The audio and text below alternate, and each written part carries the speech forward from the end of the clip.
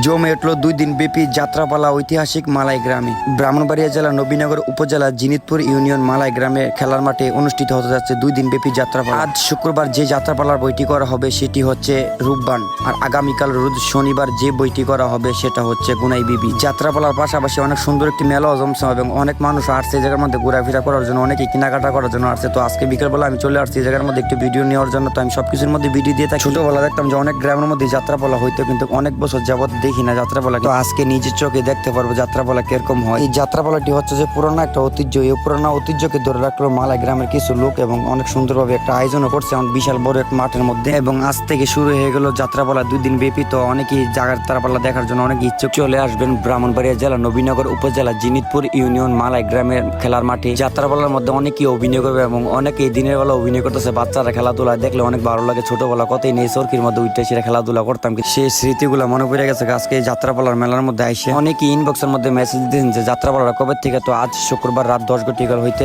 এবং আগামীকাল রোজ শনিবার 10টার থেকে শুরু হয়ে যাবে রূপবান ও গুনাই বিবি যাত্রাপালাটি। সবাই ভালো থাকবেন, সুস্থ থাকবেন, আর সকল ধরনের ভিডিও পেতে অবশ্যই আমাদের পেজটাকে সবাই ফলো করবেন।